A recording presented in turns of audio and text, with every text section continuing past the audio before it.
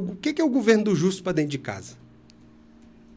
Cara, é a formação do caráter de seus filhos. É como você falou, meu irmão, você incentivar o seu filho com 8, 9, 10 anos a já que eles possam empreender e já começar a se tornar independentes, quando eles precisarem, já vão saber, já está tudo certo e beleza.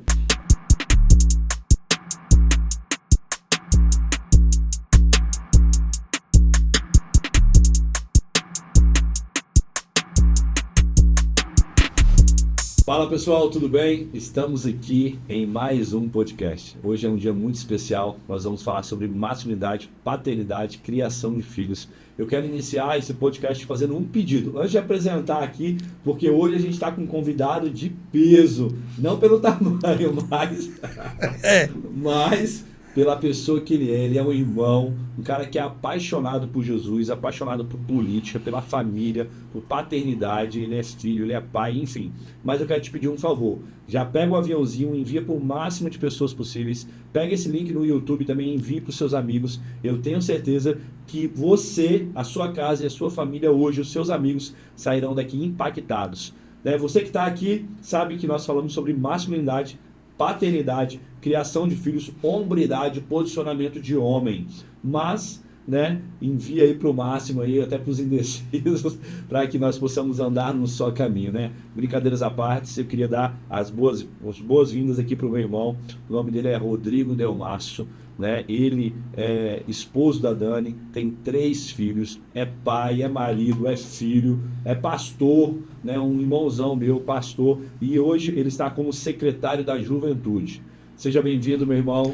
Sei, meu pastor, amigo, tudo bem? E obrigado aí por você ter aberto esse espaço. A quem está nos assistindo também, muito obrigado por você estar nos acompanhando. Bem, de peso eu tô perdendo peso, viu, bicho? Acho que daqui até abril eu vou perder uns 20 quilos, viu, velho? E tô na meta. Eu já te falei que na academia que já tá... É isso aí. Já me convidou aqui vários. Vem aqui, rapaz, todo dia 8 horas da manhã, isso aí, beleza. Parceiro, amigo, aquele que sacaneia. Que mas dá a saída. É isso aí, dá a saída, é verdade. Mas até abril eu vou perder 20 quilos. Tô nessa missão. Não é só amarrar a corda no pescoço e jogar. Empurrar. É isso aí. Mas é isso, meu irmão. Seja bem-vindo a esse espaço. Eu que agradeço aí o convite. Para a gente poder falar um pouco mais sobre masculinidade, paternidade. E você, como secretário da Juventude, como pai, como filho, acho que você tem muito a agregar aqui para nós, Que é um cara que é figurinha carimbada aí no DF, Tem trabalhado muito, servido muito à nossa sociedade, como político, como pastor, como um homem de Deus. E, meu irmão, se apresenta mais um pouquinho, fala um pouco da sua carreira, do que você tem feito, do seu trabalho. Bem, pastorzão, hoje eu estou como secretário da Família e Juventude, O governador Ibanez, ele decidiu juntar as 2 secretarias numa só, achei essa decisão fenomenal. E assim, na minha vida, não só política, eu comecei a trabalhar muito cedo, porque em casa eu precisava ajudar minha mãe a pagar as contas, porque meu pai separou da minha mãe, eu tinha 5 anos de idade. Então, dos 5 até os 14, meu pai era uma pessoa um pouco distante, e aí eu acabei tendo que assumir, a partir dos 14 anos, um pouco das finanças dentro de casa, Então, desde os 14 anos, na época não era crime ainda trabalhar com 14 anos, certo?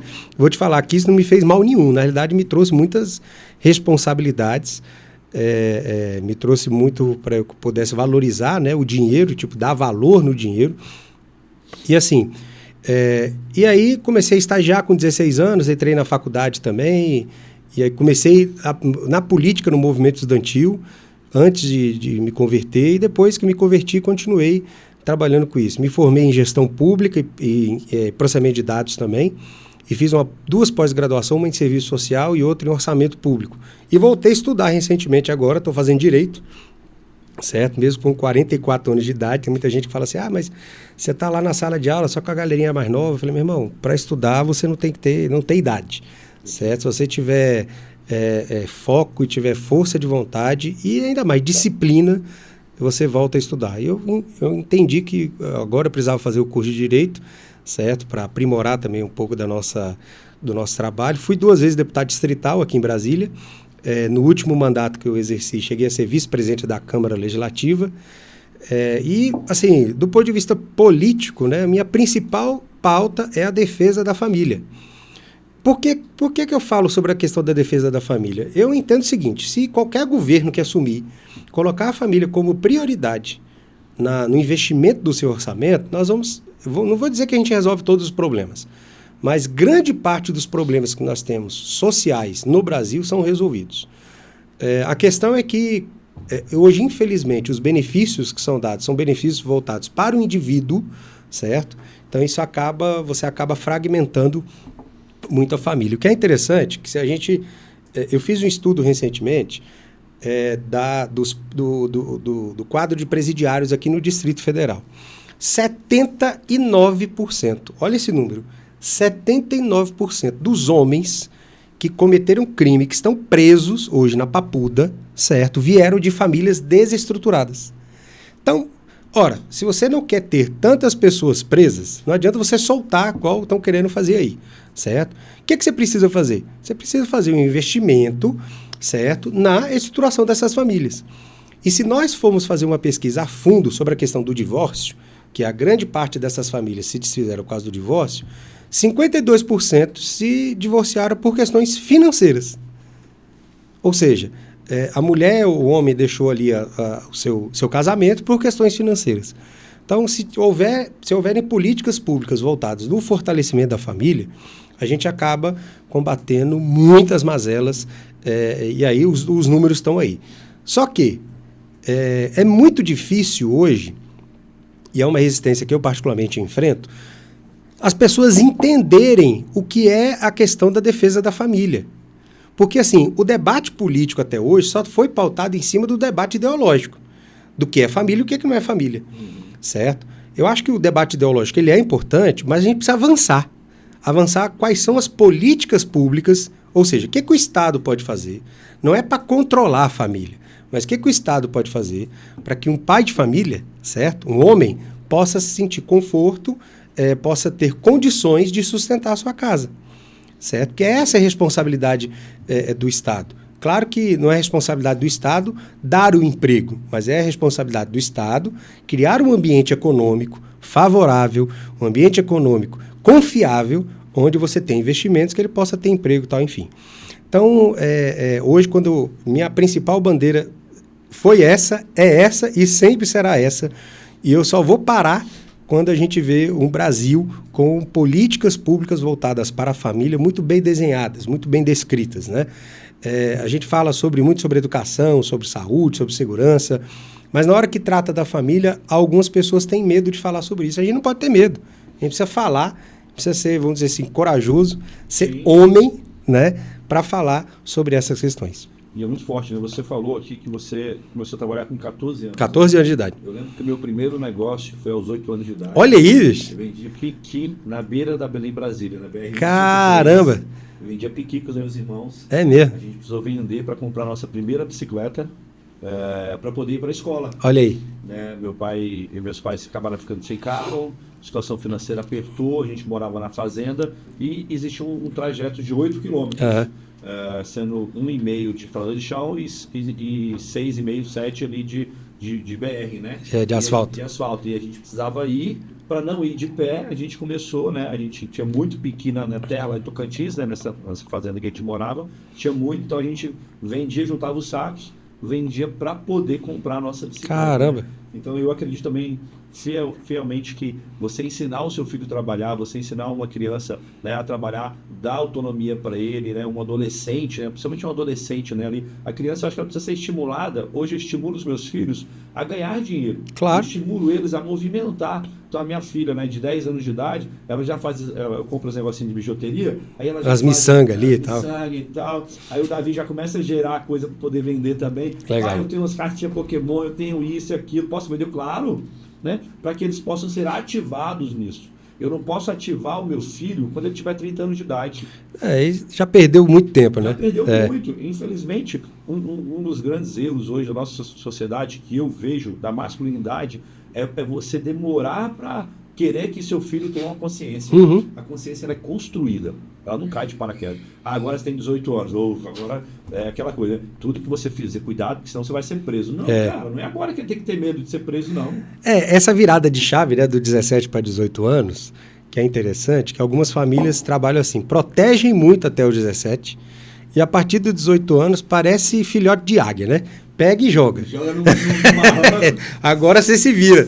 Não é isso, você né? tem que ter um processo de construção, de independência. Se você não fez até isso, vai demorar mais tempo para que, claro, esse adolescente, essa criança se torne mais independente. Eu acredito que o governo, hoje, as políticas, elas precisavam incentivar o jovem, o adolescente ali, a realmente se desenvolver, a ir atrás e não desestimular com políticas de você realmente desestimular a pessoa, né? Hoje eu vejo, infelizmente, no Brasil, nós estamos vivendo um tipo de escravidão que as pessoas não se atentaram, que é a dependência do Estado. Hoje algumas classes, elas são extremamente dependentes do Estado. Eu chamo isso de a escravidão estatal, que é o seguinte: as pessoas têm medo de perder o benefício que o Estado dá se algo diferente acontecer. Elas se sentem tão confortáveis com aquele benefício, que elas não pensam, por exemplo, em empreender, abrir o seu negócio, em desenvolver. Por quê? Porque elas recebem ali todo mês, alguém vai lá, deposita um valor na conta delas, certo? E pronto, acabou. Eu não sou favorável que acabe, mas eu sou favorável que tenha um fim. Porque uma coisa, olha só que interessante, hoje eu vou falar de um programa social que é muito... ganhou prêmio na ONU, não sei lá onde, ganhou prêmio não sei o quê, que é o Bolsa Família. O Bolsa Família hoje ele é infinito. A pessoa que entra no Bolsa Família, ela não tem um prazo determinado para sair. Outra coisa, ela não tem nenhuma obrigação. Ela recebe o dinheiro lá, que seja R$600, alguma coisa, mas é dinheiro, recebe lá e pronto, acabou. A única, entre aspas, obrigação é ela comprovar que o filho dela está matriculado. Não é nem estudando, que o filho dela está matriculado numa escola. Faz a matrícula, se o menino está estudando ou não, beleza. Outra coisa, ela não tem nenhuma obrigação, que o primeiro ponto que eu vejo que precisava ser reformulado. Porque que tipo de cidadão a gente está formando? Que tipo de país nós estamos formando? O Brasil é um país extremamente rico. Eu digo o seguinte, que o Brasil é o país mais rico do mundo. Aí você fala, uai, mas você está ficando doido? Lógico que não, o mais rico do mundo é o Japão, é os Estados Unidos, é a China. Falei, não, o Brasil é o país mais rico do mundo, porque a gente consegue sobreviver com a carga tributária que nós temos, né? Nós pagamos, pra você ter uma ideia, um trabalhador trabalha 4 meses no ano só para pagar imposto. E aí o seguinte, o que eu entendo que é a reformulação que tem que ter nos programas sociais? Eles precisam ter um fim, eles precisam ter um prazo, e eles precisam ter algumas obrigações. Eu digo assim, por que não obrigar a quem recebe o Bolsa Família a pelo menos uma vez a cada 2 meses procurar uma vaga de emprego no Sistema Nacional de Empregos, que é o SINE. E ele comprovar que foi lá, fez a entrevista e foi dispensado da entrevista. Aí ele continua. Por que não obrigá-lo a fazer cursos de qualificação profissional para inserção no mercado de trabalho? E assim, se não fizer, perde o benefício. Então o que eu digo é, nós precisamos mudar a mentalidade, a nossa mentalidade, como você falou, a mentalidade do governo ela precisa mudar. Ela não pode ser uma mentalidade assistencialista. Ela tem que ser uma mentalidade, o seguinte, tá bom, eu vou te ajudar, mas a partir dessa linha aqui, ó, você tem um prazo. A partir desse prazo aqui, você vai ter que caminhar sozinho. Você vai ter que empreender, abrir o seu próprio negócio. Eu lembro que eu fui trabalhar em 2012 numa empresa, e aí essa empresa chegou, né, e ela trabalhava só por comissão, né? E ela falou assim, é o seguinte, os primeiros 9 meses, nós vamos fazer assim, os primeiros 3 meses, você vai estudar e você vai comprovar ali na nossa plataforma que você estudou através das provas e você vai ganhar R$900 por mês. Os próximos, aí passou 3 meses, 900. Aí os próximos 3 meses, você vai ganhar R$600. Você vai estudar também e você vai ganhar 600. E os próximos 3 meses, para finalizar o benefício que a empresa estava me dando, você ia ganhar R$300. Quer dizer, a empresa, ela entendeu que, tipo assim, no início você não tem nada, você está desempregado, você não tem nada, ela vai te pagar um pouco mais, você vai te capacitar. E vai diminuindo até você conseguir. Até você conseguir andar com suas pernas. Uhum. E para mim foi ótimo. Cara, eu comecei a estudar ali, eu entrei ali, a gente viu sobre mercado, fui trabalhar no varejo, então fui me especializar mais sobre o varejo, eu revi as aulas, estudei, apliquei as aulas e eu saí de uma situação financeira daquela empresa, aonde eu estava, cara, não, a empresa onde eu estava ganhando muito, estava precisando mesmo, muito apertado. E no final dos 6 meses, eu já estava cotado assim, como um dos melhores vendedores de Brasília. Porque eu fui aprendendo, fui estudando e tal. Então, realmente, ela falou assim, cara, eu vou te dar o pontapé aqui para você continuar. Você não está sozinho, eu estou aqui com você, mas você precisa fazer a sua parte. E falta isso, né? Porque hoje o projeto, igual você falou, é de te prender. É isso aí. Prender, é se tornar escravo, se tornar escravo do Estado. Querer ter mais filhos, te prender, enfim, é se tornar escravo do Estado. Então eu vejo assim, infelizmente as políticas de assistencialismo, não assistenciais, é diferente, de assistencialismo, tornam o povo escravo, certo? Aí eu faço muito comparativo, né? Nós que somos cristãos, ao povo de Israel quando saiu do Egito. O povo de Israel, quando saiu do Egito, olha só que interessante, foi uma libertação, né? Bem, mas a libertação você vai para o deserto. Para você ir no deserto, aí o povo reclamava que não tinha o que comer e lembrava da escravidão, que eles tinham pelo menos bolotas, né, para comer e tinha cebola para comer. Que absurdo é esse, gente?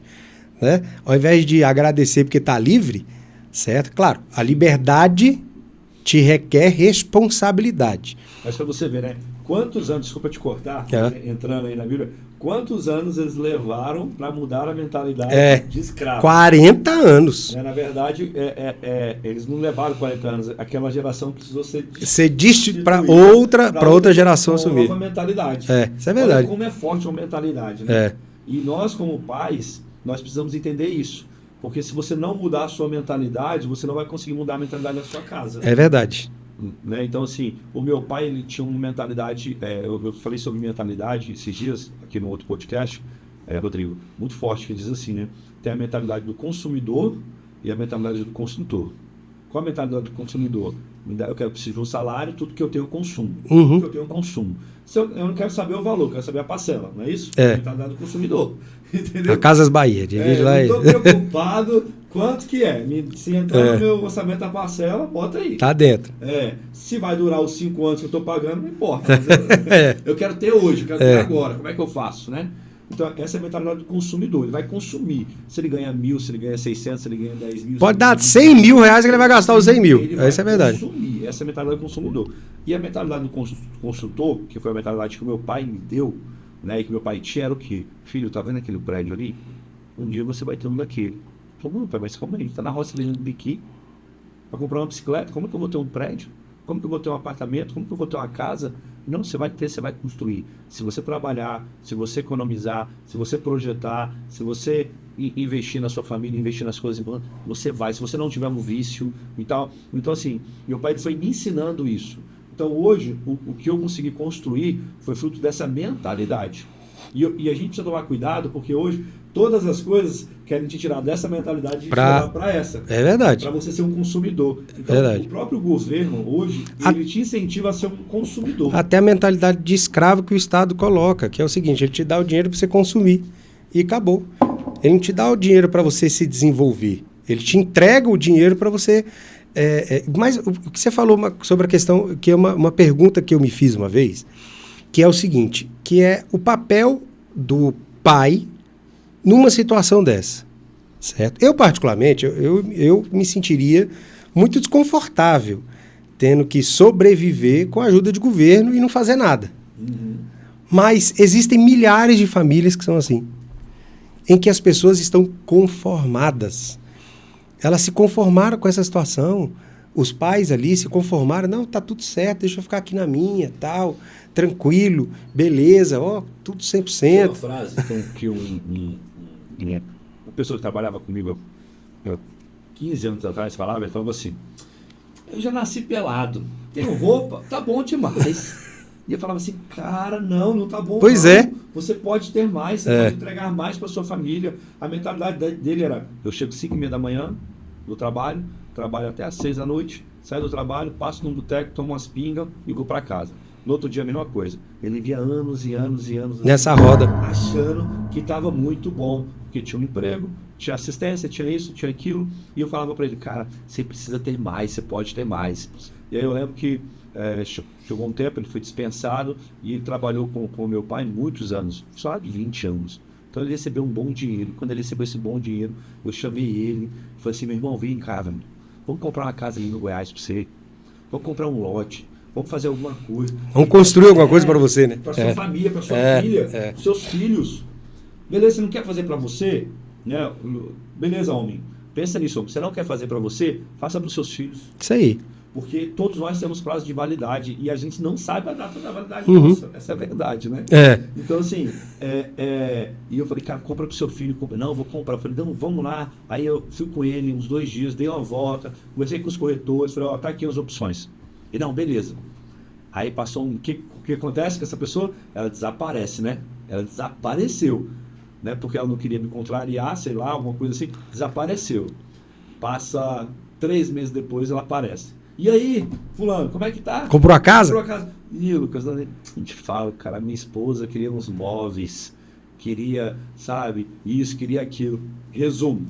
Conversa. Resumo do resumo.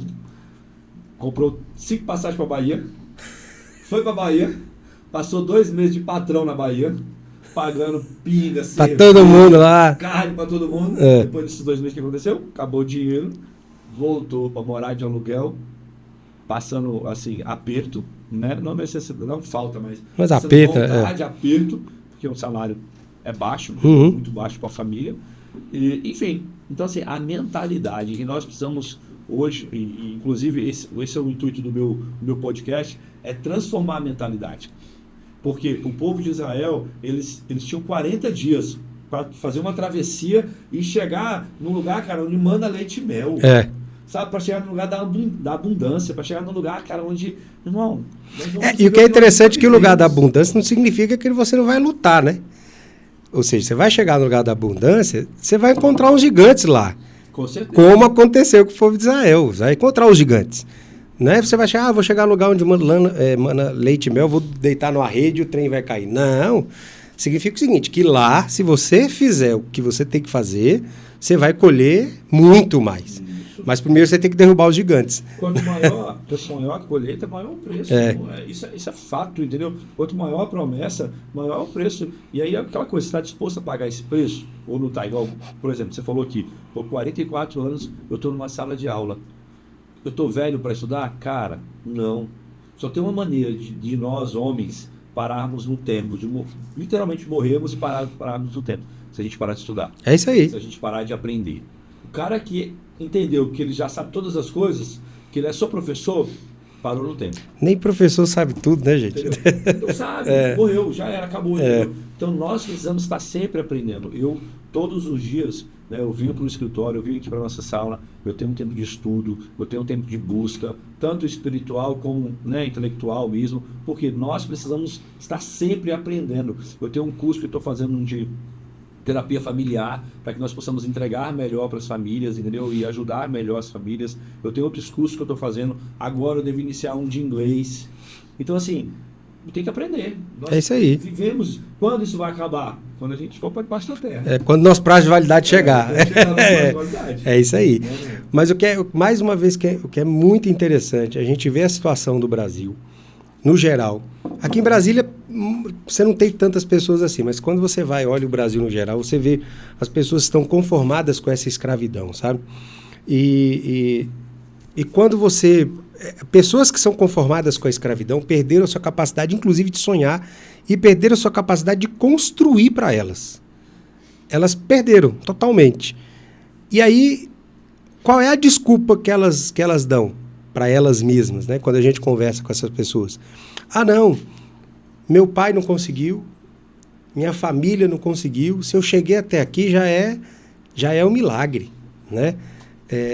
E aí eu vejo, você falou de mentalidade, o nosso grande desafio, eu digo o seguinte, para isso é preciso mudar a liderança da nação, é preciso sim mudar a liderança política, e não falo a liderança, uma pessoa não. Quando eu falo a liderança política, é todas as lideranças que ocupam espaços públicos hoje. Porque qualquer pessoa que chega lá e que não tem essa consciência de que ele precisa trabalhar para que as pessoas cresçam, ela vai trabalhar para se manter. E como é que ela trabalha para se manter? Ela torna as pessoas escravas dela. Ela vai tornando as pessoas escravas. E tornando as pessoas escravas, ela se mantém no poder. Ela vai se mantendo. Para ela tá bom e para as pessoas também. Então, A minha batalha, sabe, Lucas, a minha batalha que eu tenho todo dia, e nos 2 mandatos nós fizemos isso também, nós trabalhamos isso, é para que as pessoas se tornem independentes. Que elas não escolham por causa da sua necessidade, Perfeito. mas que elas escolham com base nos seus princípios e valores. Quando você escolhe com base na sua necessidade, você é escravo. Você negocia, infelizmente, a barriga, né, a dor da fome, ela fala mais alto do que qualquer ideologia. Então tem pessoas que escolhem, não é porque o fulano é bom ou se é ruim, não. Elas escolhem porque elas são escravas do sistema. E por serem escravas do sistema, elas perdem a capacidade de escolher. É mais ou menos o seguinte, hoje a gente vive numa democracia. Desculpa, para mim a gente só vive numa democracia se qualquer cidadão, do mais pobre ao mais rico, puder escolher sem ter medo de perder, e ter condições de crescer e investir para que ele possa desenvolver bem os seus sonhos. Você vê que o medo ele é tão usado, né, que muitos políticos aí, quando eles vão falar das suas propostas, eles não falam das suas propostas. Ele fala do que o outro cara vai fazer se ele entrar. Se o cara entrar, ele é um fascista. Ele vai tirar isso. E você tá lascado, e ele vai tirar a sua assistência, e você vai passar fome. Cara, não tem assistência, vamos trabalhar. Vamos correr atrás, vamos vender piqui na beira da estrada. Eu já vendi piqui, eu já vendi marmitex, eu já vendi ovo de Páscoa na esplanada. E vou te falar, isso te desmereceu? De jeito nenhum, rapaz. Na verdade, só te fortaleceu. Só te fortaleceu, fez com que você se reinventasse a cada... Passou por uma crise, todos nós passamos por crise. E aí, toda crise, na minha visão, é um momento para você se reinventar. Só fez com que você se reinventasse. Quando eu comecei a trabalhar nessa empresa, eu comecei a trabalhar porque eu tinha uma empresa e eu fali. Essa é a real. Eu fali, não consegui manter, fali, quebrou, paguei o que eu tinha que pagar e fiquei com a mão na frente e outra atrás. E aí eu passei aquele tempo de deserto mesmo, e ele falou, tem uma vaga em tal empresa. E aí eu fui fazer a entrevista. Quando eu fui fazer a entrevista, o cara chegou para mim e falou assim, Lucas, me fala uma coisa, como que você é empresário, né, ex-empresário, vai lidar com o empresário? Tipo assim, como é que agora você vai descer um degrau, né? Eu falei para ele, cara, deixa eu te explicar uma coisa. Eu entendo que a gente sempre está sujeito a uma autoridade. Sempre. E hoje essa é a minha posição. Isso não quer dizer que eu vou ficar aqui sempre. Hoje essa é a minha posição. E se eu preciso estar nessa posição para me crescer, e eles vão ser a minha autoridade hoje, vamos avançar. Eu não tenho problema com isso, eu não tenho problema com a autoridade. Eu vou fazer o que tem que ser feito. Agora eu te falo uma coisa. Se eu entrar aqui, eu vou entrar para ser o melhor. Eu não vou entrar para ser qualquer um. Eu não vou entrar para... não é porque agora eu era um empresário, agora, né, a gente chegou até 25, 30 funcionários, entendeu? Nossa. Né, com restaurante, lanchonete, tudo, entendeu? E agora você ser empregado, né? De uma empresa, né? E eu falei, cara, eu tô aqui para aprender. Teve alguma coisa que eu não aprendi. Então, se eu tiver que recomeçar para aprender, eu tô aqui para isso. E o que acontece muitas vezes, o que aconteceu talvez ali com o povo do deserto é o quê? O medo da frustração. Sim. De entrar e não dar conta, de entrar e não possuir a terra. Fizeram com que eles o quê? Paralisassem. Na fronteira praticamente da terra, né? De 12 homens, 10 olhou para os gigantes. Falar assim, não dá não e tal. É verdade. Né? E 2 olhou para a oportunidade. E nós temos visto, eu tenho visto muitos homens hoje que eles são assim, Delmar, né? Eles olham para dificuldade, não para oportunidade. Cara, toda oportunidade, ela vai ter uma dificuldade. Agora, onde está o seu foco? Seu copo está meio cheio ou meio vazio? Né? Como que você tem olhado? Então, nós precisamos, como homens hoje, entender que a responsabilidade da minha casa sou eu.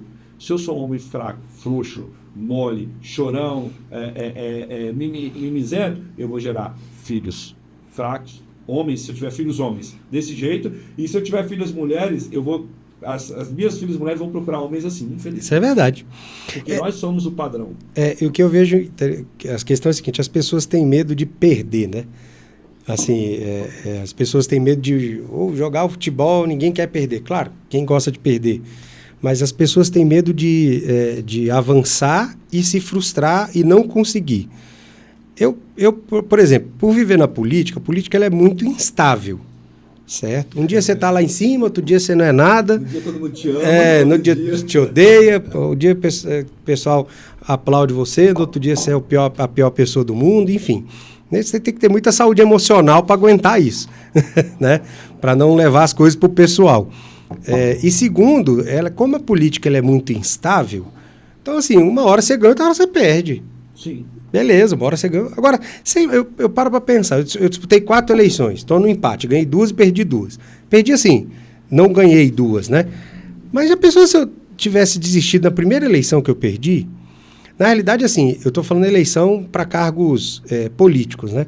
Mas eu perdi outras eleições também. Perdi eleição para DCE, perdi eleição para entidades estudantis e tal, enfim.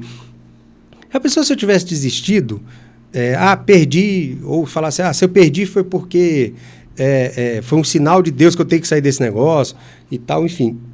Eu particularmente, já passei dessa fase. Eu vejo o seguinte, o ganhar e perder é do jogo, é da vida. É da vida, não é nem do jogo, é da vida. Você vai ganhar e vai perder.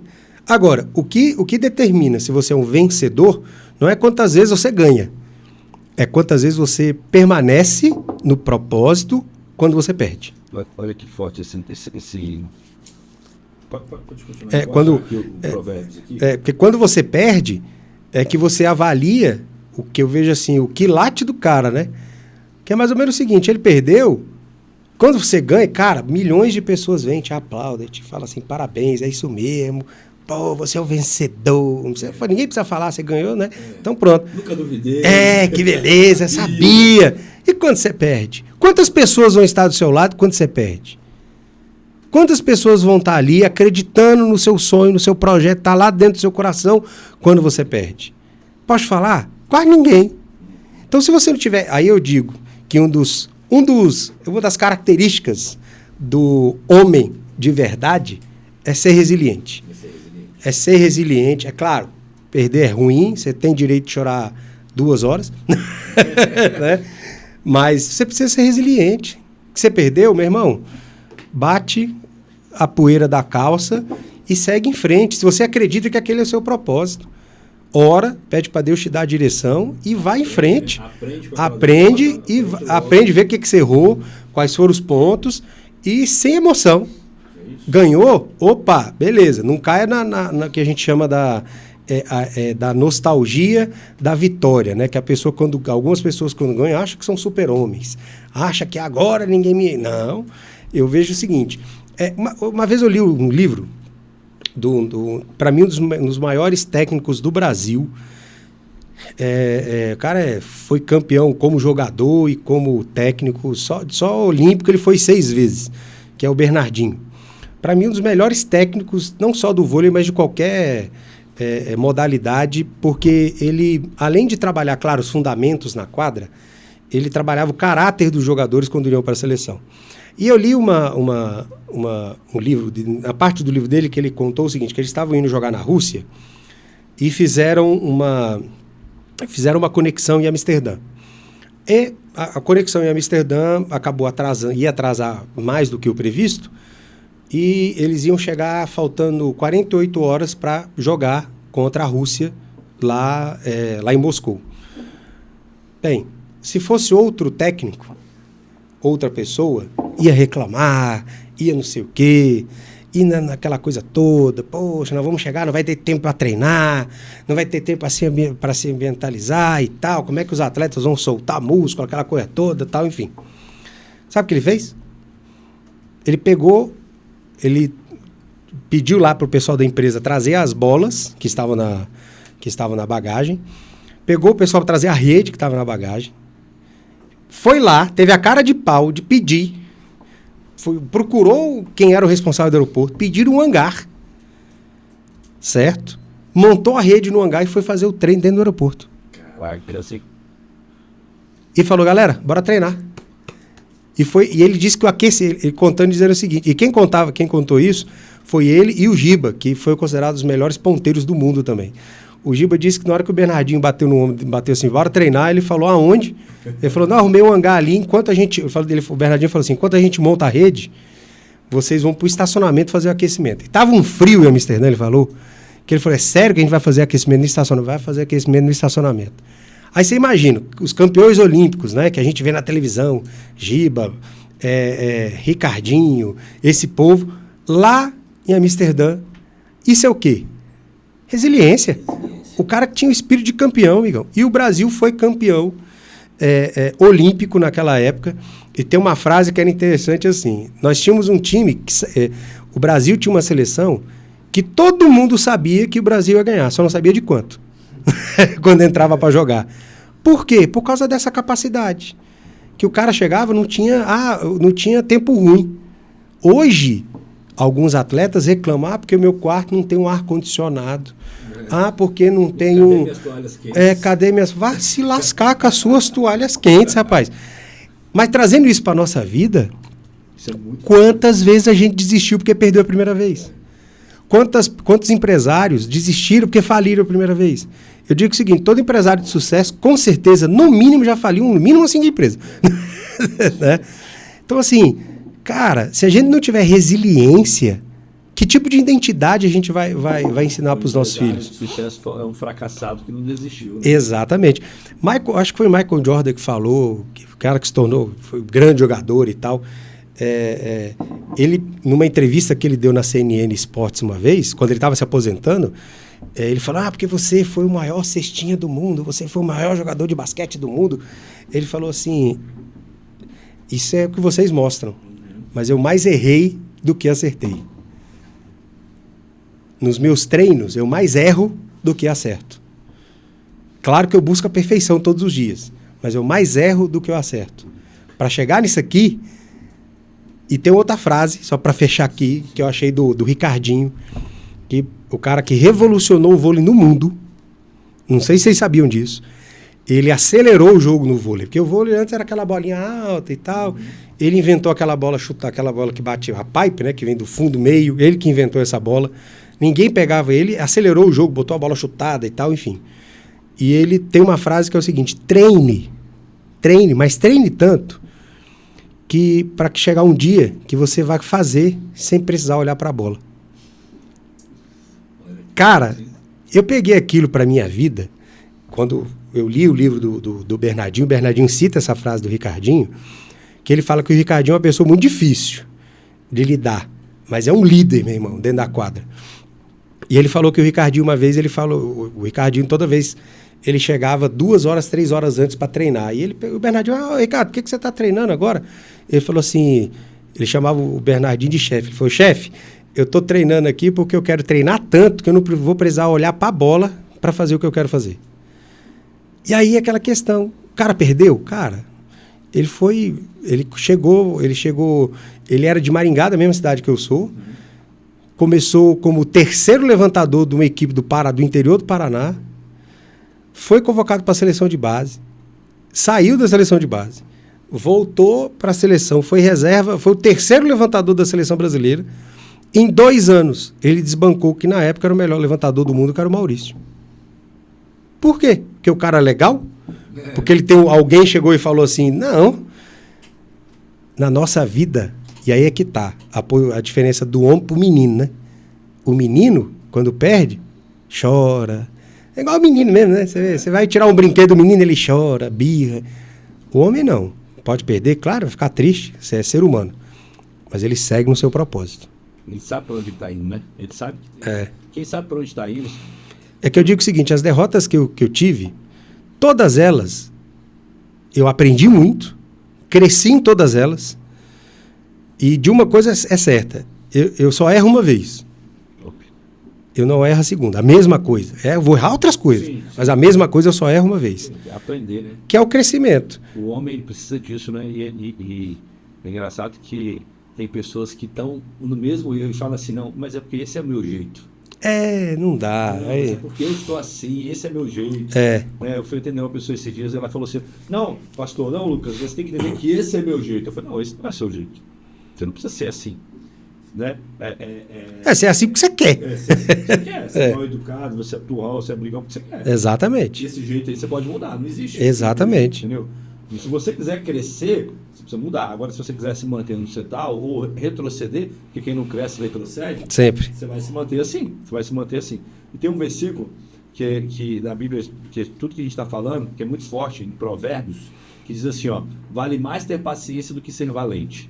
É melhor saber se controlar do que conquistar uma cidade inteira. Isso é verdade. E eu tenho falado sobre isso, porque o homem, ele tem paciência, ele sabe o que ele está construindo. Uhum. Quem tem paciência, ele sabe o que está construindo, sabe que as coisas são uma construção.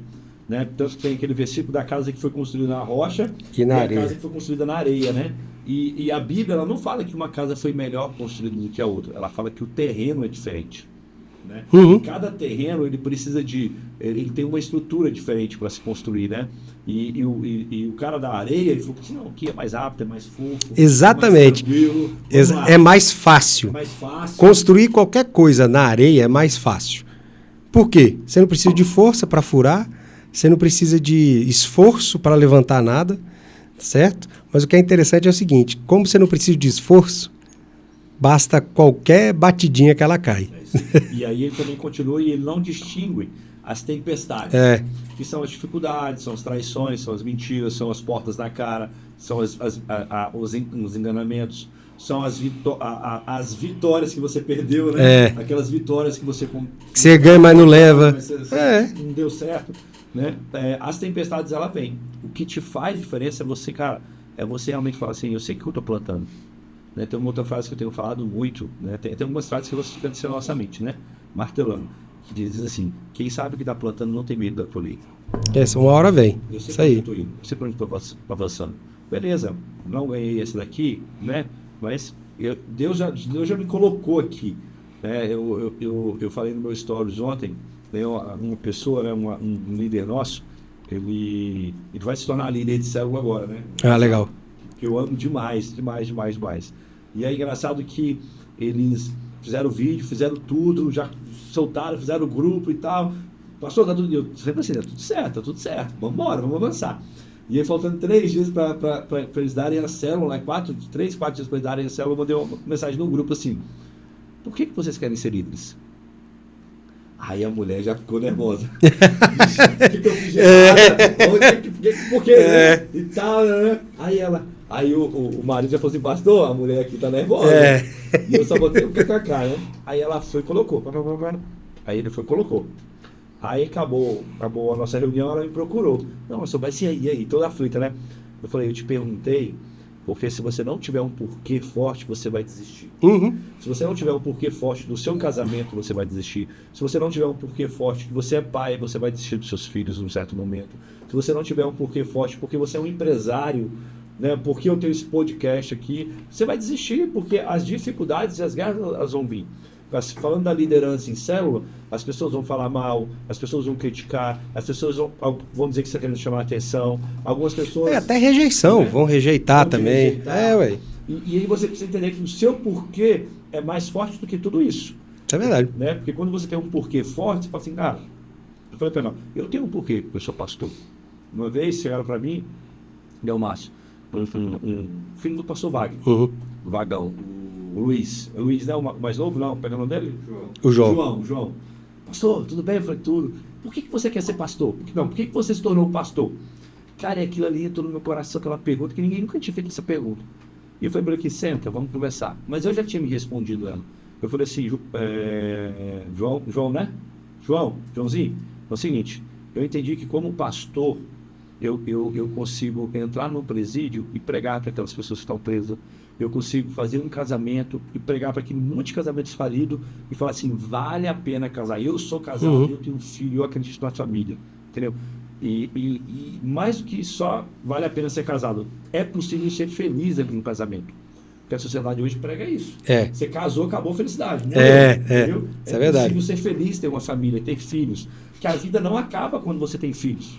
Outra coisa que a sociedade prega. Ai, meu Deus, sua vida, né? Você tem 4 filhos. Eu falei, cara, a coisa mais fácil do mundo. E tem gente o seguinte, tem casais hoje que desistiram de ter filhos. Desistiram. Tipo assim, casais novos. Não quero ter filho de jeito nenhum e tal. Mas por que você não quer? Não, porque dá muito trabalho. Eu falei, uai. Porque é muito caro. Outra mentira. Caro por quê que é caro? Né? Onde é que você viu que esse negócio é caro? Agora, olha só que interessante também, é o seguinte, quando a gente vê algumas questões que acontecem na nossa vida. E aí uma experiência que eu tive recentemente agora, vou falar aqui para você, né? Que muitas pessoas falam, rapaz, tu é doido, tu é maluco. Porque, naturalmente falando, que eu vou dizer para você, o caminho seria outro, né? Bem, todo mundo sabe, a gente teve nas eleições de 2022, ganhamos, mas não levamos, né? Fomos o 10º mais votado, 14 deputados que foram... Só com o pirulito na mão. Que é engraçado, 14 deputados distritais, né, que foram eleitos na Câmara Legislativa tiveram menos votos que a gente, mas muita gente indignada do porquê que isso aconteceu e tal, não sei o quê. E aí, eu vou falar para você. Tá. Aí, pronto. A negócio tá assim, ó. Aí eu tô agoniado. Né? Tá, pronto. Beleza. Aí, olha só que interessante. Eu fui orar. Falei, Deus, poxa, a gente manteve, né, quantidade de votos, o que aconteceu? O que houve? Fala comigo nesse negócio. E o que é interessante é o seguinte, não vou citar nomes aqui, mas para deputado federal, teve um cara que foi eleito com menos votos que a gente. Nossa. Cara, aquilo ali é uma porrada no estômago para você analisar. E o que aconteceu? Por que aconteceu isso? Bem, primeira coisa que Deus me falou, não é o porquê, é para quê. Porque não é meu. Porque é dele. Mas é para que isso aconteceu? E aí foi onde Deus começou, eu passei 1 ano com esse negócio na minha cabeça e Deus falando comigo. Bem, fechou esse 1 ano e aí o que Deus me falou? Primeiro, que a posição no qual eu disputei já não era mais para eu estar ali. Deus queria me levar a um outro nível. E ele mostrou nitidamente que se eu fosse para outro nível, independente dos votos que eu tivesse, ele ia me colocar lá. Tanto que ele colocou que teve menos voto que a gente. Não é o porquê, é para quê. Não é o porquê, é para quê. Que frase. E aí... Pessoal, obrigado. Você que está até aqui, eu preciso ali digerir um pouco. Então, para que isso aconteceu? Para Deus mostrar que eu precisava ter ouvido a voz de Deus e ter subido o nível. Tido coragem, né? Sei lá, né? Vou te falar? Tido coragem. E aí o seguinte, eu me ative, claro, com medo, não é racionalidade, porque a fé é racional, mas a naturalidade das coisas. O que é mais fácil? O que é mais cômodo? Não, é mais cômodo você se eleger para deputado distrital, já está com mandato. Certo, né? E ainda, olha só que interessante, olha só como o mundo trabalha para te tirar do melhor que Deus tem para você. Olha isso. Era a expectativa que se tinha que se eu ganhasse a eleição, eu ia virar presidente da Câmara Legislativa. Tipo assim, nossa, você ganhou a eleição, vai ser presidente da... Se eu fosse para deputado federal, ia ser em tese mais um. Esse foi o argumento que eu utilizei para a nossa liderança. Falei, não, vou para a reeleição de novo. Mas algo dizia no meu coração naquela época, lá no fundinho, sabe aquela coisa lá no fundinho? Que eu deveria ter subido um outro nível. Mas eu achei que aquilo era um devaneio, que era uma loucura. E Deus mostrou.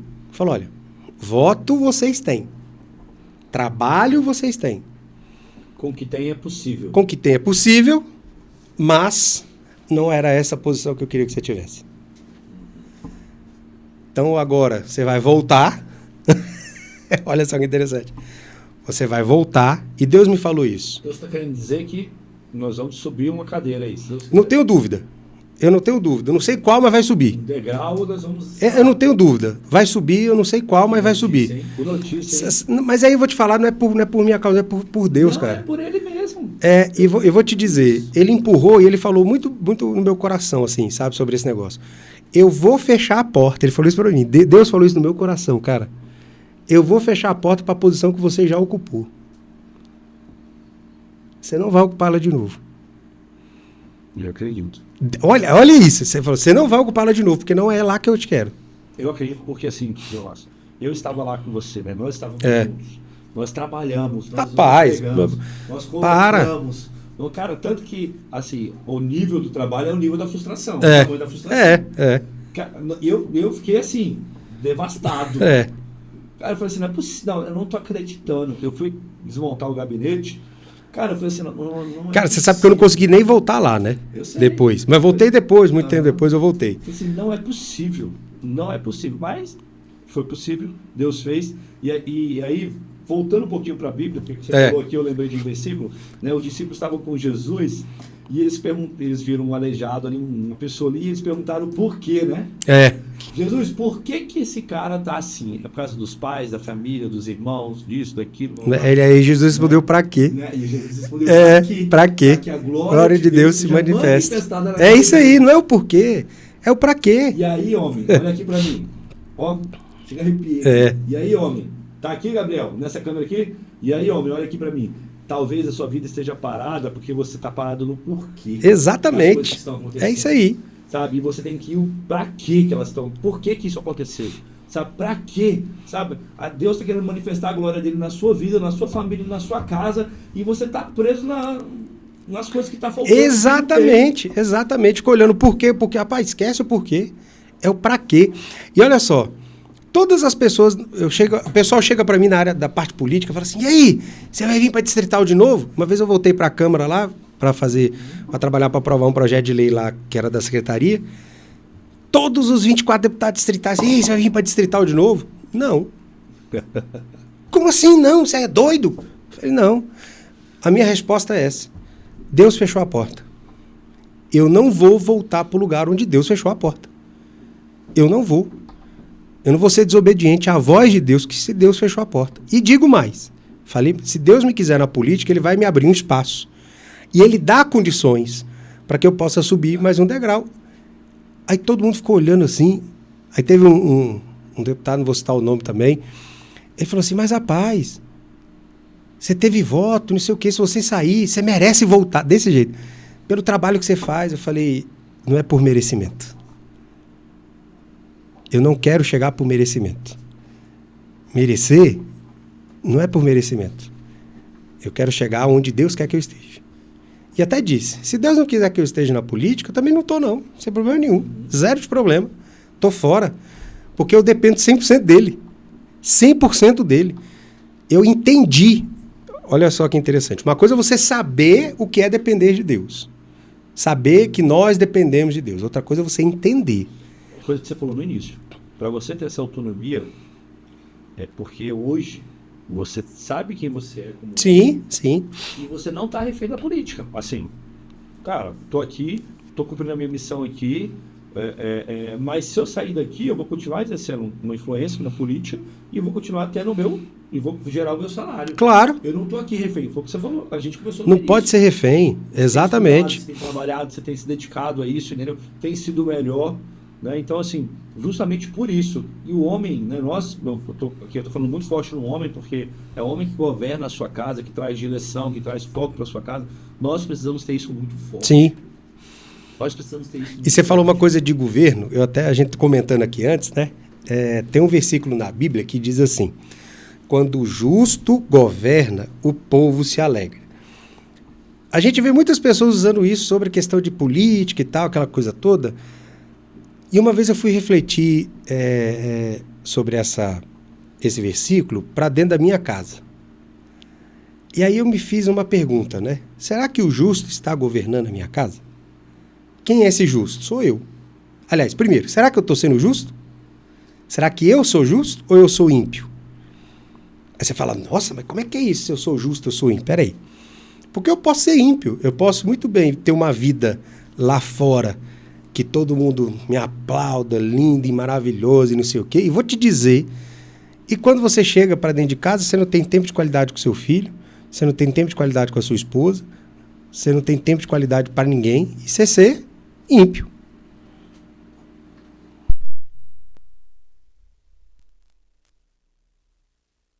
Lá fora... Tem aquela piada, né? Que fala assim, pai, não pode voltar para a igreja? Eu quero aquele lá. Da igreja. É verdade. Carinhoso, brincalhão. É verdade. Olha só que interessante. E aí eu me fiz pensar nisso e falei assim, cara, eu preciso ser governador, eu preciso ser justo na minha casa. Porque se o justo não governa, o ímpio vai governar. Uma coisa é o seguinte, não existe vácuo de governo, eu não estou falando de Estado, não. Na sua família, tá? Não existe. Não existe vácuo de liderança. Se você, homem, não assume a liderança justa da sua casa, alguém vai assumir. Ou a televisão, ou a internet, ou até o seu outro lado que você precisa se curar. Então, é fato. E eu me fiz muito isso. Vem cá, será que eu estou sendo justo? Porque o que é o governo do justo para dentro de casa? Cara, é a formação do caráter de seus filhos. É como você falou, meu irmão, você incentivar o seu filho com 8, 9, 10 anos a já que eles possam empreender e já começar a se tornar independentes, quando eles precisarem, eles já vão saber, já está tudo certo e beleza. Né?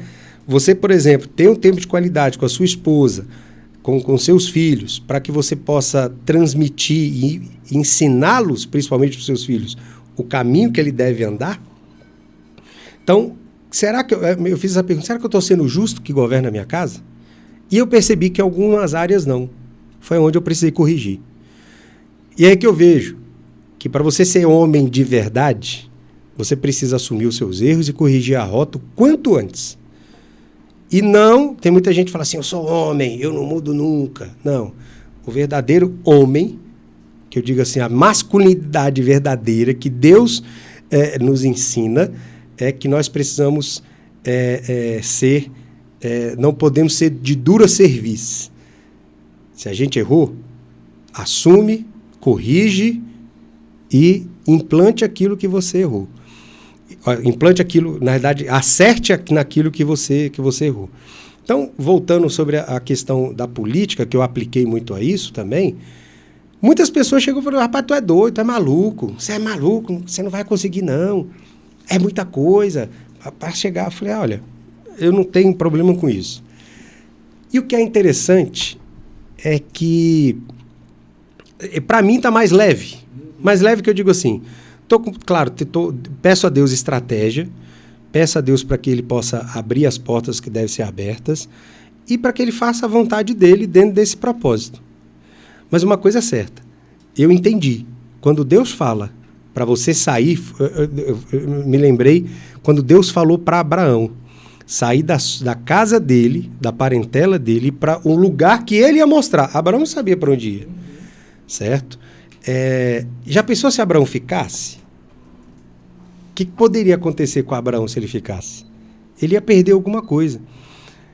E nesse período eu entendi. Quando Deus fala para você ir para outro nível e você fica, você perde. Você pode ter todas as condições do mundo.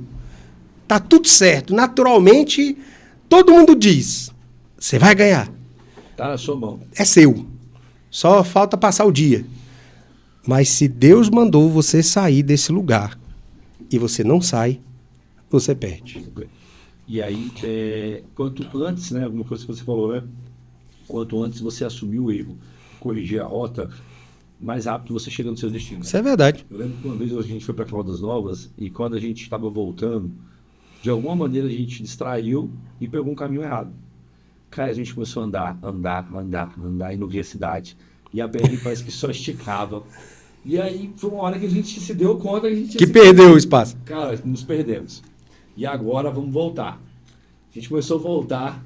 E aí quando a gente começou a voltar, aconteceu, a gasolina começou a chegar na reserva. Rapaz, e o posto não chegava e aquele negócio. Aí a oração era tipo assim, Deus... Rapaz, multiplica a gasolina. Parece um posto e tal. Mas isso se aplica na nossa vida. Muitas vezes nós homens, a gente quer levar a nossa família numa direção, quer levar a nossa casa numa direção, e a gente não entende que ali vai levar pro erro. Ou quando a gente entende, a gente fica batendo naquilo que a gente isso aí. Não dá o braço a torcer. E entenda uma coisa, quanto antes você corrigir os seus erros e corrigir a sua rota, mais rápido você vai voltar e vai reconquistar o que você precisa conquistar. Sabe? Vai alcançar onde Deus te determinou, onde, né, realmente você tem que ficar. Né? A pior coisa é você viver dentro de um propósito, ou dentro de um ambiente que Deus não te colocou, que Deus não te chamou. Isso é verdade. Porque se você entra num ambiente onde Deus não te colocou, é que eu falo, você pode ganhar, Mas você perdeu. Você perdeu. Porque ali você vai perder a coisa que é mais importante da sua vida, que é a sua salvação. Que é você estar num lugar onde Deus não...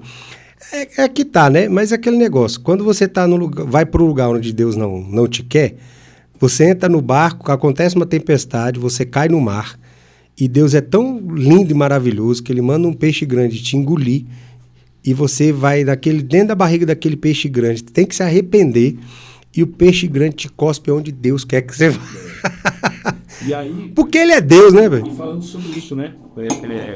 Falando sobre essa história de Jonas, né? E no barco, eu estava conversando com outra pessoa esses dias, e ela estava me trazendo uma situação de amizade, traição e essas coisas, né? E ela ia ter que abrir mão daquilo, né? E ela estava muito sentida, né? E eu chamei aquela pessoa e falei assim para ela, falei assim, meu irmão, deixa eu te falar uma coisa. Tem pessoas que são grandes homens de Deus, são grandes pessoas de Deus, só que elas são Jonas no seu barco. É isso aí. Nem todo mundo que é de Deus, nem todo mundo que é bom para você, é bom para sua família, e é de Deus para estar dentro do seu barco. Porque Jonas, ele tinha um chamado de Deus, ele era um homem de Deus, ele tinha um propósito de Deus, só que ele estava fazendo o que no barco? Fugindo da direção que Deus deu para ele. Ele né? trouxe para o barco? Tempestade, confusão. O pessoal teve que jogar as coisas fora, seus pertences fora. É isso aí. Né? Então, entenda uma coisa, homem, você. Talvez você está vinculado a um grande amigo. Nossa, não, cara, é meu amigo. Eu dou minha vida por ele, ele dá minha vida por você. Só que ele está sendo um Jonas da sua família. Ele está trazendo desgraça para sua família. Desculpa a expressão. Ele está trazendo miséria. Ele está trazendo confusão. Ou ela, talvez seja uma mulher, né, dentro da sua casa, está trazendo confusão, está trazendo miséria, está trazendo discórdia. E você está preso naquilo, sabe? Naquela pessoa, achando que... Cara, pode ser pessoa de Deus, mas não é de Deus para você. Pode ser um grande amigo, mas não é para estar ali naquele ambiente. É isso aí. Eu entendi muito isso. Eu falei isso para ele. Eu falei assim, deixa eu falar uma coisa. Essa passagem de Jonas, ele fala do cara que está fugindo do propósito e está ali naquele barco, mas também, para mim, fala muito disso, sabe? Às vezes você está se carregando uma pessoa do seu lado, que é Jonas, só traz confusão, é de Deus. Tem o chamado de Deus, que é o propósito de Deus. Ninguém sabia ali, né, o que tinha de Deus, mas é de Deus. Mas só traz confusão, só traz miséria, só traz tempestade, só coloca medo e terror. E o que é interessante, quando joga, a tempestade acaba, né? Quando joga, a tempestade acaba. E aí, acabou que eles se desvincularam, né? Eles se desvincularam, passou um mês, esse meu amigo me procurou. Ele falou assim, Lucas, eu quero te agradecer. Eu falei, por quê? Ele falou, porque você me deu aquela palavra de Jonas lá do barco, e hoje eu entendi ela. Agora eu entendi ela. Um mês depois, essa pessoa foi, o ambiente mudou. Eu estou em paz, minha casa está em paz, a equipe está em paz, as pessoas estão mais alegres, as pessoas estão brincando, olha aí. As pessoas têm liberdade para falar, para agir e tal, não fica com receio. Falei, legal, é isso.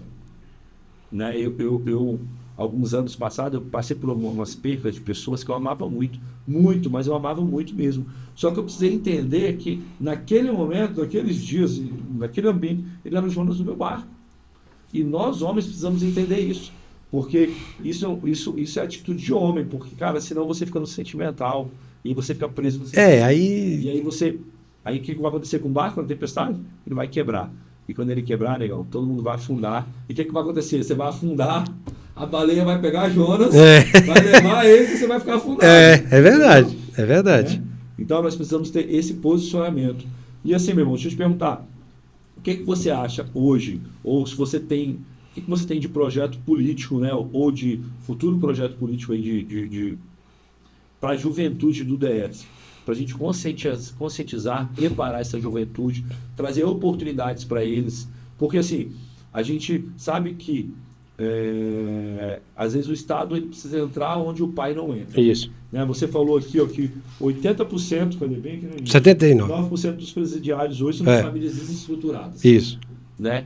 Então, primeira coisa você que é pai de família, cuide da sua família, estrutura a sua família, cuida da sua casa. Não abra mão do seu casamento. Ah, Lucas, mas você não sabe o que é minha esposa, o que eu fiz. Cara, tem como. Tem como. Se precisar de ajuda, nós temos líderes de casais, amigos, eu posso te ajudar, estou aqui para isso, nós estamos aqui para isso. Assista nossos podcasts, assista os passados, a gente tem psicólogo, tem outros pastores, tem advogado, tem, cara, um milhão de conteúdo para te ajudar. mas não desista do seu propósito, não desista do seu casamento. Porque senão, seu filho vai estar lá preso. É verdade. Vai estar lá preso pela sua omissão. Mas beleza, não deu certo, né? Aconteceu alguma coisa. O que nós podemos fazer com esses jovens que estão ali? Às vezes, estudam um período, outro período, cara, a mãe precisa trabalhar, passa o dia todo trabalhando, de 9 às 18, às vezes de 8 às 18, às vezes até mais. É verdade. Não consegue supervisionar o filho em um período, porque a escola, no geral, é um período só, né? E ele ficou um período totalmente ocioso, né? Eu acredito que essa é uma grande realidade na juventude. Grande maioria dos jovens em Brasília hoje vive essa realidade. E aí, são duas realidades que os jovens de Brasília vivem. Essa realidade do estudar só um período e outro período ficar ocioso, né? E a outra realidade que é ele querer trabalhar, mas na hora que vai para uma vaga de emprego, pedem experiência. É o cara que nunca fez nada na vida, né? Fazer o quê? E é o seguinte, a gente tem um programa lá na secretaria que é chamado Jovem Candango. Como é que é esse programa? É um programa de aprendizagem. O que é aprendizagem? É um programa de formação profissional, certo? Para jovens aqui de 14 a 22 anos de idade. Perdão, de 15 a 22 anos de idade.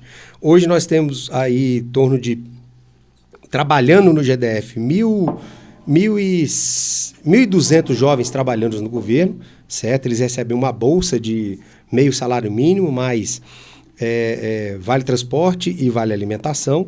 Eles trabalham 4 dias na semana e um dia eles fazem um curso preparatório, né, para a área que eles estão trabalhando em cima disso. Mas o Jovem Candango já formou, durante esses 2 anos que nós estamos aí na secretaria, mais de 3.000 jovens nesse sentido. Nossa luta é ampliar vagas nós temos, né? Existem demanda dentro do governo, mas a minha grande luta é a gente conseguir chegar a pelo menos 5.000 jovens dentro do programa Jovem Candango. Tudo isso depende de orçamento, certo? É um programa que o pessoal acha que é um investimento alto, mas eu não acho. Um investimento para atender 1.800 jovens são 19 milhões.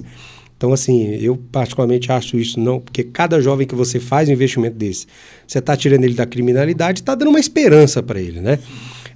E uma outra coisa que é interessante também, que em breve, eu vou falar aqui uma novidade, em breve a gente vai estar lançando um programa que é o seguinte, o jovem vai sair do Jovem Candango e já vai ser encaminhada para uma vaga de emprego que a Secretaria de Trabalho disponibiliza para a sociedade. Então a gente vai priorizar esses jovens que saíram do Jovem Candango, vão se formar, né, no programa de qualificação, e vão ser encaminhados para vagas de emprego. Nossa meta é a gente conseguir empregar 70% desses 1.300 jovens que estão no programa Jovem Candango. Então vai chegar em torno de 1.000 jovens, vamos dizer assim, né?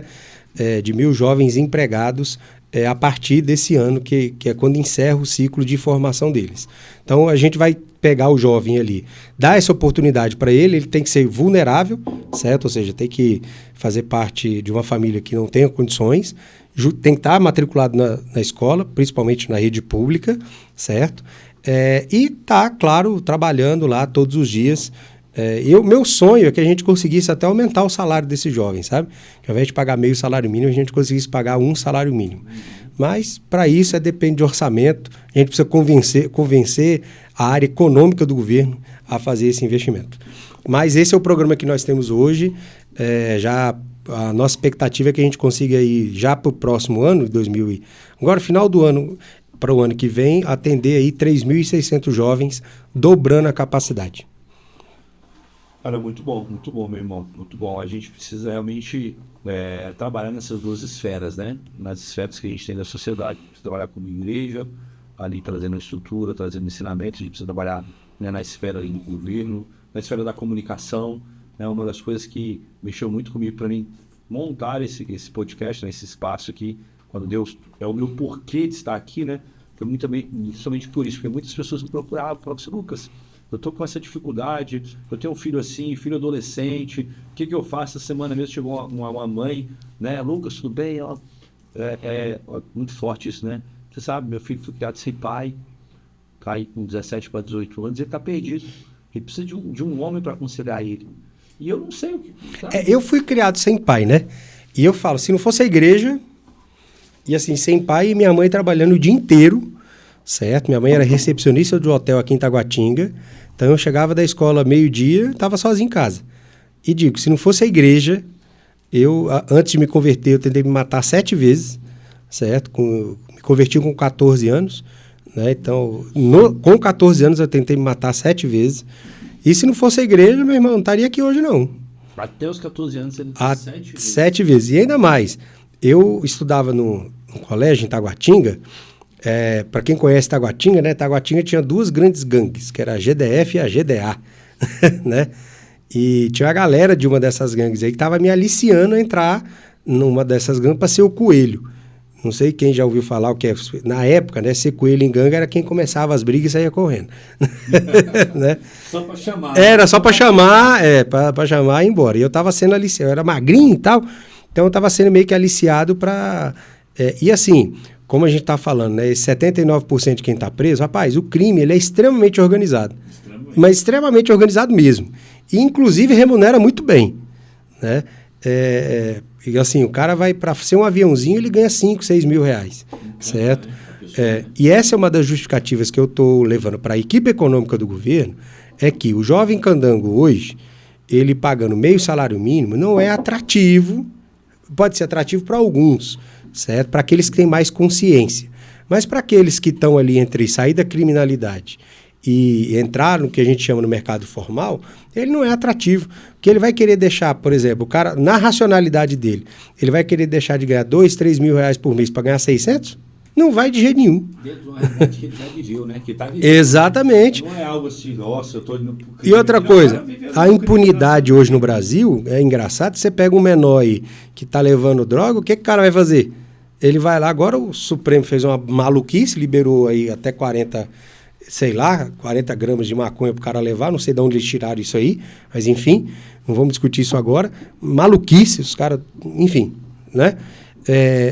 Beleza, mas ele vai pra delegacia, é pego lá levando droga, não sei o quê, o que ele faz? Nada. Faz o boletim de ocorrência e volta pra casa. Porque não pode prender, não pode fazer nada. Com o cara, o menino anda armado e comete um assalto, mata o pai de família, o que vai fazer com ele? Não, ele vai pro sócio educativo, não pode nem falar que ele é preso. Não pode nem falar que ele cometeu um crime, ele cometeu um conflito com a lei. Ah, pelo amor de Deus. É sério? É sério? Tô falando sério. Se você chega numa reunião aí, principalmente com alguns membros do Poder Judiciário, e fala assim, não, rapaz, esse jovem aqui de 13 anos de idade pegou uma arma e deu um tiro na cabeça de um pai de família, cometeu crime de homicídio. Não foi crime. Ele está em conflito com a lei. Eu falei, pelo amor de Deus, conflito com a lei é quando você comete uma multa de trânsito. Aí tudo bem. Agora, um menino desse pega uma arma e dá um tiro na cabeça de um pai de família, chega e assalta, pelo amor de Deus, né? Então, assim... Márcio, e como que você... Eu vou mudar completamente o assunto, mas uma pergunta que está martelando aqui, né? Você é um cara que é referência na política, você é um cara que é referência na nossa igreja como pastor, como meu pai, como marido. E como que você conseguiu virar essa chave? Sabe, de um cara que tentou suicídio 7 vezes, de um menino ali perdido, né? Que tentou suicídio 7 vezes, de um adolescente, um jovem que não teve a figura paterna presente, não teve esse ensinamento, mas hoje você tem 3 filhos. Isso. Você é casado, bem casado, sabe? Casamento estruturado. Como que você... E sou pai atípico ainda. E pai atípico, isso mesmo. Né? Você tem uma filha especial. Como que você conseguiu virar essa chave e se tornar esse homem que você é hoje? Referência no GDF, referência para nós, né? Um cara que tem estudado, que tem conhecimento, que tem bagagem. Porque às vezes o cara tá olhando aqui pra gente e fala assim, mas é fácil, o Lucas, né? Ele é pastor, então para ele é fácil. Não, cara... Para chegar até aqui, né? Vamos falar para eles um pouco da construção. O que você precisou construir?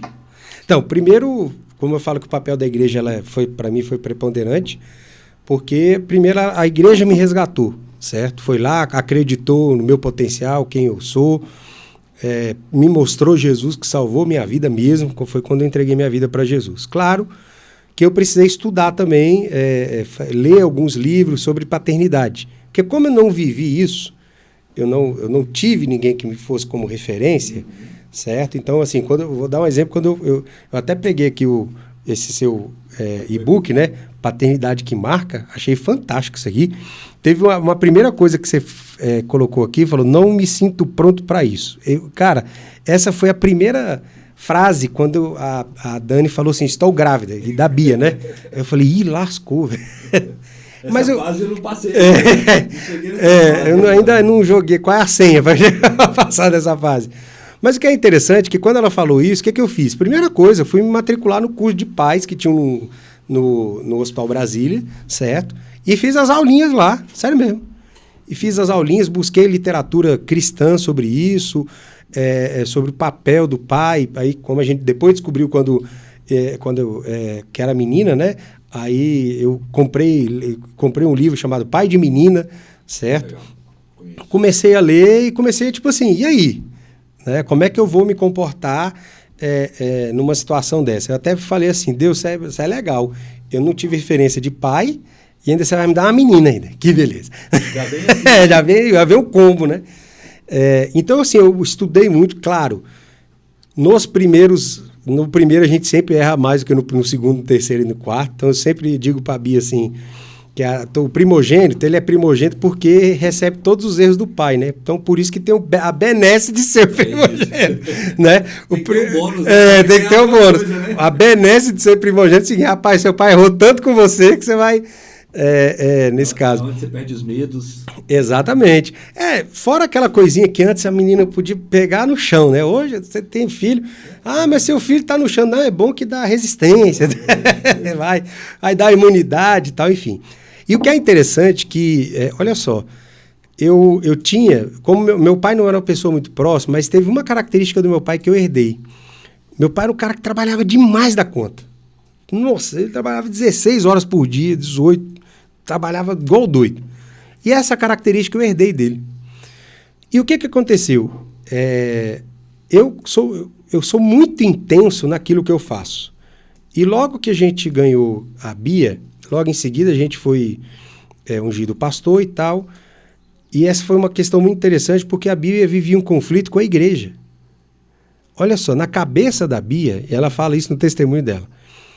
Muita gente fala assim, pai, você é filho de pastor, então é mais fácil você se converter. Olha isso. Na cabeça da Bia, a igreja tirava o pai dela de perto dela. Então ela não gostava de ir para a igreja. De jeito nenhum. Pensa num trem para levar ela. Nossa, não gostava, porque aquele ambiente tirava os pais dela de perto dela.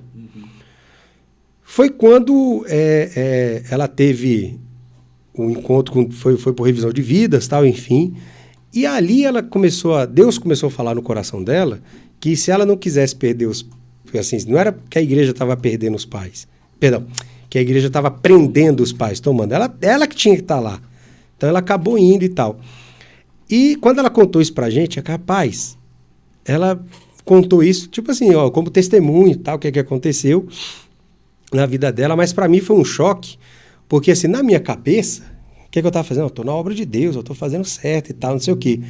Só que eu estava repetindo praticamente o comportamento que meu pai estava fazendo, não só comigo, mas com meus outros irmãos. Aí eu puxei o freio de mão e falei, opa, peraí, calma aí. E aí deu tempo da gente corrigir a rota, que é aquela questão, tempo de qualidade com a sua família. Perfeito. Eu chegava, Lucas, na época eu era secretário de trabalho, eu saía 6 da manhã e voltava às 11 horas. Eu saía, estava todo mundo dormindo, voltava, estava todo mundo dormindo. Que tempo que se tem de qualidade, né? Com aquilo. E para vencer a culpa disso depois? Então, primeira coisa que eu fiz, estudei, fui atrás de como era ser um pai para a menina, como é que era ser pai. Depois que o Eduardo veio, a Manu já me pegou melhorado. E quando o Eduardo foi o terceiro, que foi uma decisão que a gente teve por causa da Manuela, aí eu falei, agora tem que aprender a ser pai de menina. Eu comprei o livro Pai de Menino, fui estudar, e conversando também com outras pessoas, certo? E aprendendo também. Mas o que é interessante é o seguinte, que o primeiro sentimento que a gente teve, que eu tive, foi de fugir, foi de delegar, tipo assim, delegar assim, não, mãe, cuida aí. A mãe assim, a Dani, né? Não, cuida aí, eu tô aqui, eu sou o pai, só tô provendo e tal, não sei o quê, mas peraí, teve um dia, com a Bia, ela falou assim, vem cá, que tipo de caráter você está formando na sua filha? De abandono? Nossa! Aí eu falei, não, tem que rever tudo isso. E aí eu comecei a não abrir mais mão, por exemplo, do tempo que eu fico na minha casa. O melhor lugar que eu tenho para ficar hoje é na minha casa. Não troco um passeio num shopping, não troco por nada, zero. Eu prefiro ficar em casa. E os meus filhos hoje são a mesma coisa, eles preferem ficar em casa do que sair e tal. A gente acha que é por preguiça, mas não é não, porque a gente, graças a Deus, conseguiu construir um ambiente que é não só confortável, mas que esse ambiente é bom para que eles possam ficar. Quando o ambiente da sua casa é melhor que o ambiente de fora, cara, você ganhou. Você tá... Agora, quando as pessoas querem fugir do ambiente da sua casa, eu lembro quando eu tinha dos 10 aos 13 anos, eu tinha, como é que fala, não é nojo, né? Eu tinha repulso da minha casa. Eu não queria voltar para minha casa. Eu não queria voltar. Tanto que eu comecei a usar drogas nessa idade, porque era uma maneira de eu chegar em casa doidão e não entrar na realidade da minha casa.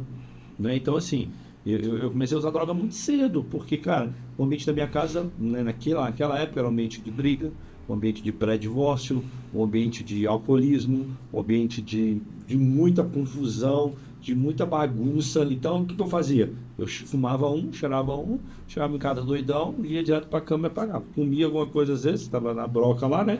E apagava. Uhum. E mesmo assim, foi piorando. Com 3 anos de idade, eu sentei na mesa, bati na mesa e falei assim, vou sair de casa. E aí meu pai falou assim, vai com Deus, vai tocar a sua vida. Vai lá, bonitão. E aí, de alguma maneira, né, de certa forma, eu não queria sair de casa. E, pai, esse testemunho que eu quero contar aqui para vocês, sabe? Às vezes o seu filho, ele tá falando algo para você, tá com palavras, ele tá declarando uma coisa, só que você precisa ter essa astúcia para você ler as entrelinhas. Eu não queria sair de casa. Eu não queria abandonar os meus pais assim. Eu queria que eles olhassem para mim e não para eles. Eles estavam num ciclo de divórcio, de confusão, de traição, de alcoolismo tão grande que eles não conseguiam olhar para os filhos, sabe? Que eles não conseguiam olhar para dentro de trabalho, muito focado também no trabalho, que eles não conseguiam olhar para os filhos. A ponto de eles falaram assim, vai embora. E aí, eu acho, me trouxe um sentimento de rejeição, mas um sentimento de rejeição tão forte que quando eu pisei o pé para fora de casa, que eu fui para o mundo mesmo, aí eu me tornei, irmão, um cara que não é legal. Me tornei um cara extremamente violento. Um cara que abandonava as pessoas porque tinha medo de ser abandonado de novo. Então eu tinha um relacionamento com a menina, com a namorada, com outro. Cara, era uma semana, 2 semanas eu já abandonava. Você terminava primeiro para não... Não terminava, eu abandonava. Caramba. Assim, acabou, não deu certo. Não, a pessoa via já estava com outra. Aí já estava com outra, aí as mulheres, tipo assim, eu ia abandonando sucessivamente. Eu não conseguia ter uma amizade verdadeira que falava assim, esse cara vai me trair, esse cara vai me abandonar. Né? Eu não falava assim, ele vai fazer isso porque meu pai fez, mas dentro de mim clamava isso, entendeu? Até eu conhecer a minha identidade verdadeira aos 17 para 18 anos, quando eu fui para o Revisão de Minas. E entendi que, né, aquele versículo, mesmo que seu pai na terra te abandone, eu nunca vou te abandonar. Então, nós precisamos, como homens, pais, ter essa sensibilidade. Cara, calma aí, seu filho está falando que está com raiva, mas calma aí, ele está com raiva mesmo? É isso mesmo? Ele está falando que quer sair de casa. Será que ele quer sair de casa? Ou será que não é algo que eu preciso mudar e ajustar na minha rota? Então, você falou uma coisa que é interessante, que todos esses estudos que eu fiz aí me levaram a uma coisa, a saber que para que eu pudesse ser um pai, vamos dizer assim, com excelência, eu precisava saber quem eu era. A minha identidade. E essa minha identidade eu não tinha ainda construído. Por quê? Porque sem pai eu queria ser aceito em qualquer lugar, né? Então, quando você quer ser aceito em qualquer lugar, você acaba tentando se moldar a alguma situação ou outra. Então, eu passei por muito, tipo assim, de muitas vezes abrir mão de quem eu era para tentar ser aceito numa rodinha de amigos, né? E a partir de piada sem graça, porque... Exatamente, para não perder o amigo. Todo mundo tá rindo. Então, assim, eu precisei construir essa identidade, tipo assim, de quem eu sou, de fato e de verdade, para conseguir imprimir isso dentro da minha casa. Com a minha filha, com os meus filhos, até mesmo na construção do meu lar.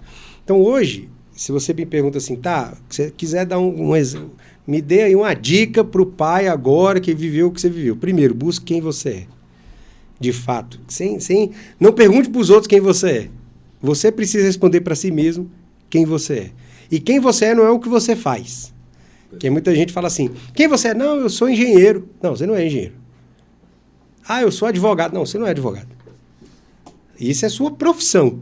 Agora, o que você é, na sua essência? Quais são os seus defeitos? Quais são as suas qualidades? O que é que você precisa melhorar? Certo?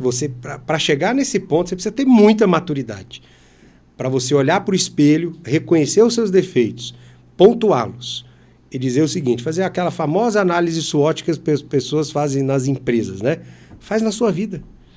O que você precisa fazer para que você possa melhorar a cada dia, a cada ano?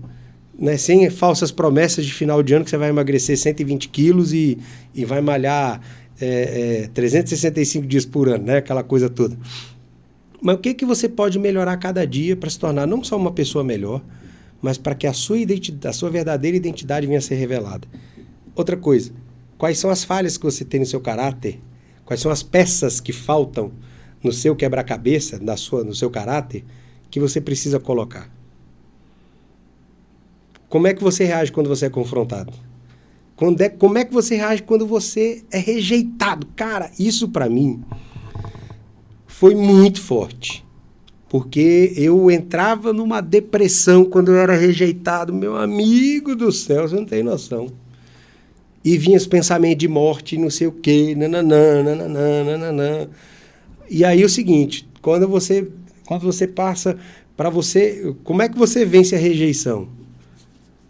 Quando você passa por um processo de rejeição e aquilo não te afeta emocionalmente. É isso aí. Aí você viu que você venceu a rejeição. Cara, isso é muito forte. É porque o processo de rejeição você passa querendo ser aceito por alguém. Quando você entende que se aquele alguém não quer te aceitar, o problema muitas vezes não está com você, está com ele. Uma dica, né? Uma dica para você entender a sua identidade, eu acho uma dica, tem um negócio que é legal. Quando as pessoas vão te apresentar ou quando as pessoas vão falar de você, elas falam primeiro puxando o teu pai, depois o seu nome. É. Já viu? Por exemplo, Davi. É o filho de fulano, né? Aqui é aquele menino, filho do Lucas. É. Ele não é o Davi, é o filho do Lucas. Entendeu? Aqui é aquele cara, é o filho do seu Inácio. Eu fui conhecido como filho do seu Inácio por muito tempo. É o filho do Inácio. Hoje você é conhecido como Lucas Ponte. Quem é aquele cara? É o Lucas Ponte. Calma aí, opa. Ele assumiu a identidade dele. As pessoas já não referenciam mais ele pelo pai dele, referenciam por quem ele é. Entendeu? Então, assim, e aí, opa, ele é o Lucas Ponte e ele é filho do Inácio. Não é o contrário, entendeu? E aí você vai começar a entender que você está...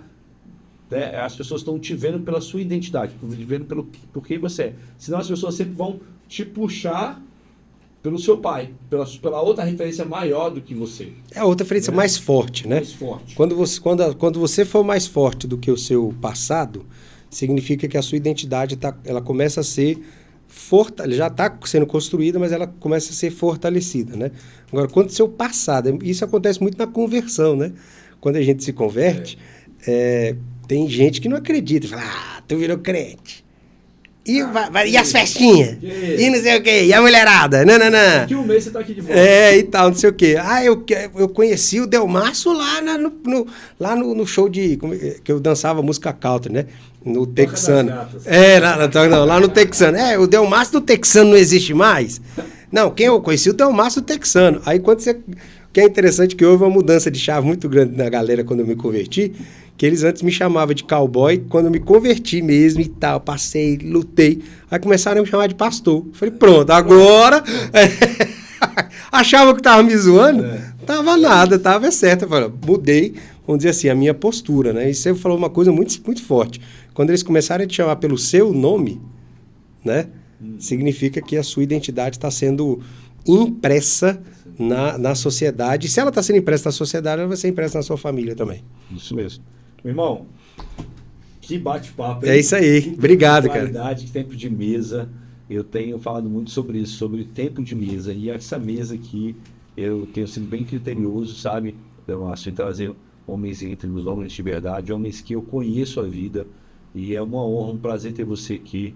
Nós vamos falar, vamos vir muito, quero te ver muito mais vezes aqui. Na hora que quiser, viu? estamos aqui juntos. Para a gente conversar, para a gente bater um papo. E eu queria que você deixasse aí seu último recado, sua última dica. Hoje, diante de tudo que você está vivendo, como que você tem separado o seu tempo?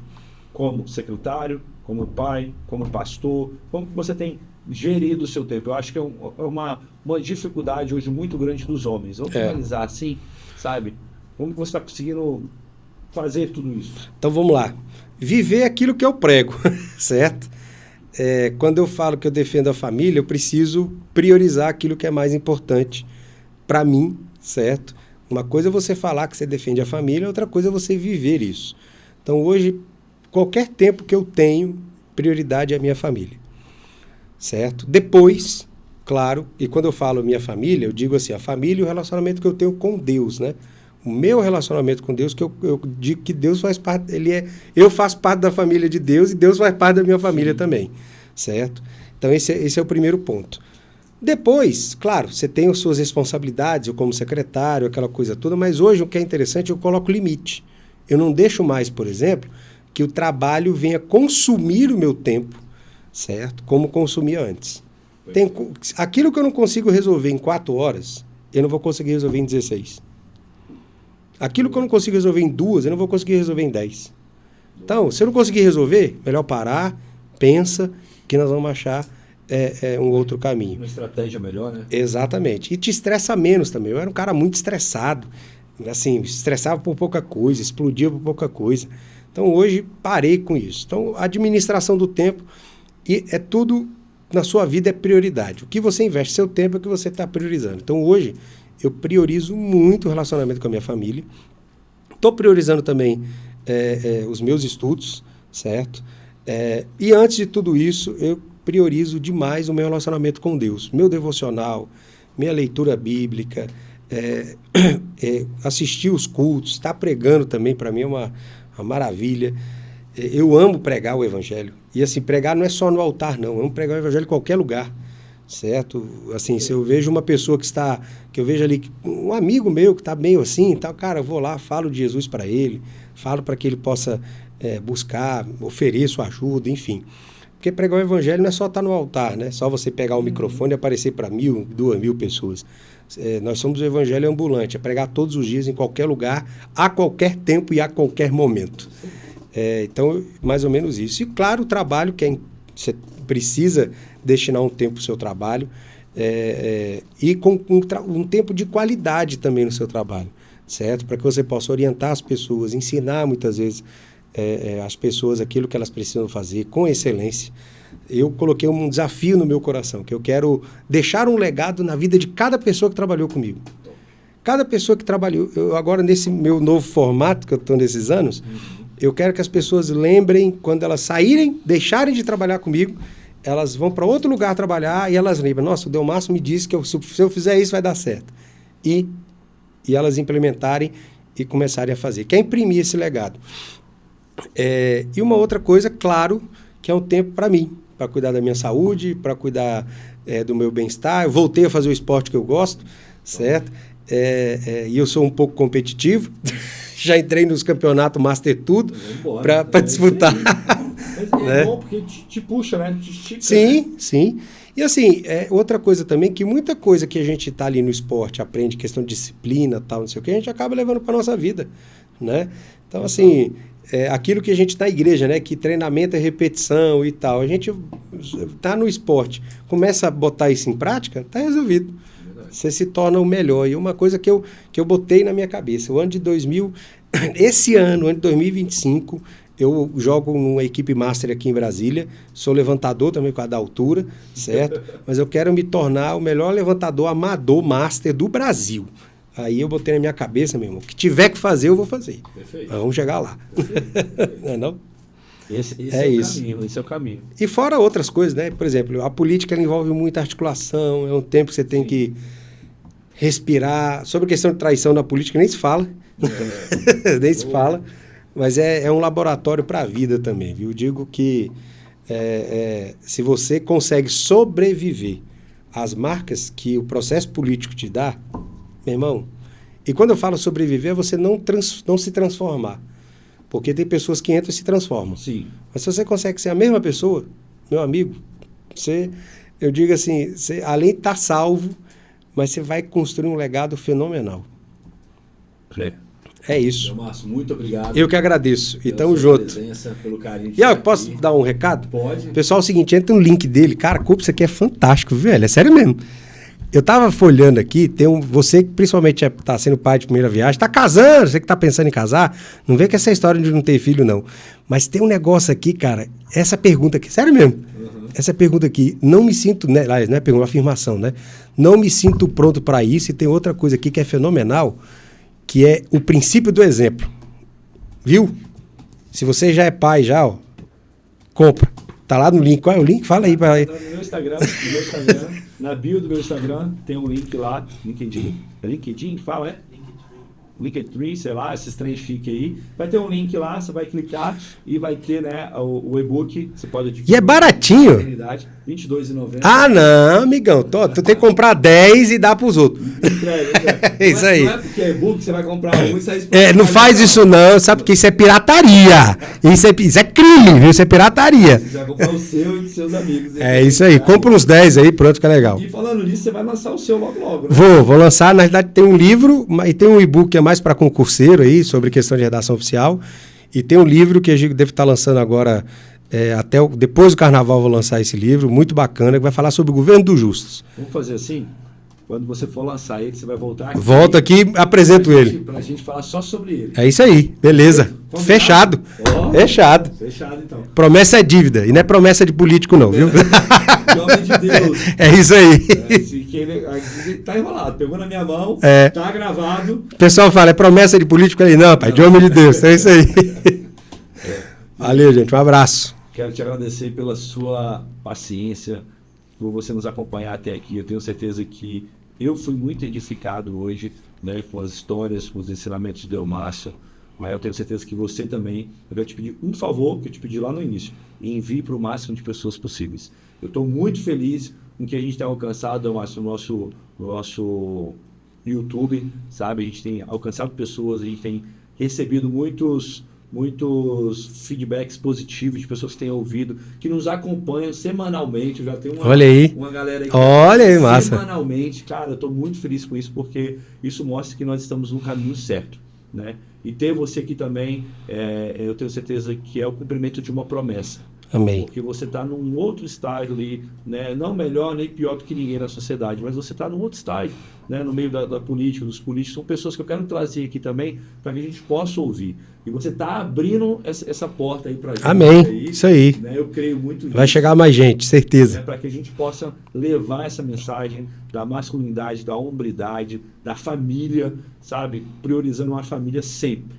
Sempre. Se você precisar priorizar uma coisa na sua vida, priorize o seu casamento, a sua família, os seus filhos e a sua vida com Deus. E o restante, cara, todas as coisas, né? Mateus 6,33, né? Exatamente. Em primeiro lugar, vem de Deus a sua justiça. E as outras todas coisas. As coisas serão acrescentadas. As outras coisas serão acrescentadas. Né? Então, muito obrigado. Deus te abençoe. Sexta-feira que vem nós nos vemos aqui às 12 horas. Um abraço. Valeu.